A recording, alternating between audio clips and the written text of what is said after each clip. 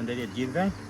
Në kuadër të trajnimeve të qendrës Saba, sot do të flasim për kontrollin e varroas përmes bllokimit artificial të mamave, si teknikë që zbatohet në këto vitet e fundit, meqense kemi ndryshimet të mëdha të kushteve klimatike dhe nuk kemi mundësi që të kemi bllokimet natyrale në dimër, duhet bërë bllokimi i mamave dhe përgjatë sezonit veror, dhe kjo tashmë nuk është më opsionale, por është bërë detyrueshme nga ana e vetarëve. Dhe përveç procedurës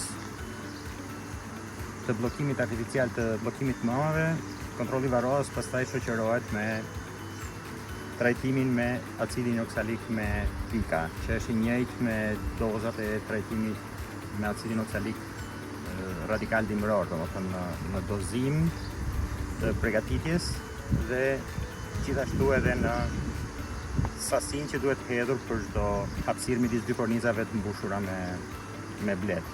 Kjo teknikë nga ana bletarëve duhet të zbatohet vetëm në rastet kur jemi në kullotat kryesore, sepse në rastet se kemi mungesë të kullotave mund të krijojë probleme që lidhen pastaj me grindjet dhe elemente të tjerë. Çdo bletar që ka numra të mëdhenj, domethënë që ka parçe të mëdha bletësh, duhet jetë i përgatitur që përveç shumë të mirave që ka kjo teknikë, e vetmja gjë është që duhet jetë i përgatitur dhe me një sasi të vogël mamash, se mund të shkojë sipas të gjitha burimeve të literaturës që disponohet sot në nivel të kërkimit shkencor, mund të shkohet edhe deri në 7% humje mamash në momentin kur bëhet heqimi i tyre.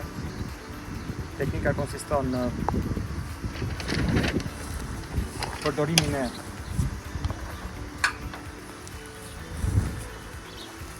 kafazeve ku do të bllokohet mama, ose në rastin konkret, ky është një kafaz për bllokimin e mamave, por që bllokohet e gjithë mama në kornizë. Të tilla mund të ketë me 1 ose me 2 korniza. Rasti jonë është një kafaz me 1 kornizë që do të bllokohet mama. Gjejmë mamën tek kjo koloni, praktikisht e gjitha duhet veprohet në këtë formë. Kur bllokohet me kafaze më të vogla, mama që duhet kapur me shumë kujdes, domethënë që mos ta traumatizojmë dhe ta bllokojmë, kurse kur bllokohet me gjithë kornizë, e gjitha kjo kornizë bllokohet brenda këtij kafazi. Duhet patur parasysh që nga momenti i bllokimit duhet qëndrojë e bllokuar mama bllokim artificial i pjelljes për 21 ditë. Dhe mbas 21 ditësh mama lëshohet. Në ditën e 24 nga data e bllokimit, kryhet trajtimi me acid oksalik me shiringë në dozën 3.5 ml për çdo hapësirë midis dy kornizave.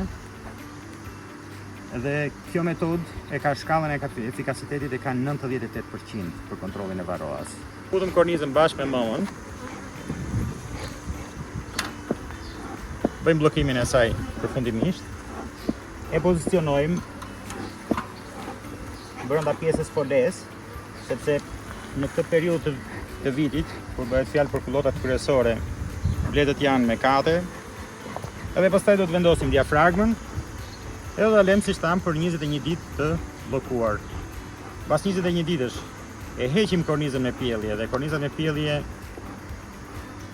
do të eliminohen. Pra nuk do të qëndrojnë ajo kornizë me pjelljen e vulosur, sepse ka numrin më të madh varroave të mundshëm në brenda saj, dhe në këtë mënyrë neve kemi shmangur dhe kemi të gjithë varroa në fazën foretike, pra që është jashtë në trupin e bletëve, dhe pastaj në ditën e 24 ne bëjmë trajtimin me acid oksalik veror. E gjithë kjo mbrojtje, domethënë e gjithë ky bllokim artificial bëhet që ta kemi varroan në fazën foretike. Domethënë që të jetë jashtë, mos jetë në fazën e zhvillimit brenda pjellave të vulosura. Pra kjo teknikë duhet bëhet tashmë normë e zakonshme dhe e padiskutueshme për të ekzekutuar 2 herë në vit. Pra duhet bëjmë kontrollin veror të varroas përmes bllokimit artificial të mamave dhe kontrollin dimëror të varroas në momentet kur bleta është pa pjellë të vulosur, që quhet trajtimi radikal dimëror. Me këtë teknikë neve arrim të eliminojmë 98% të varroas, kemi bletë më të shëndetshme. Pas gjithë këtij procesi që duket si I lodhshëm, por është I domosdoshëm. Bletët do të ushqehen mirë, duhen parë se si janë rezervat me polen, me qëllim që përgatisim bletë më të fuqishme për dimër, por që tashmë I kemi të shëndetshme. Faleminderit.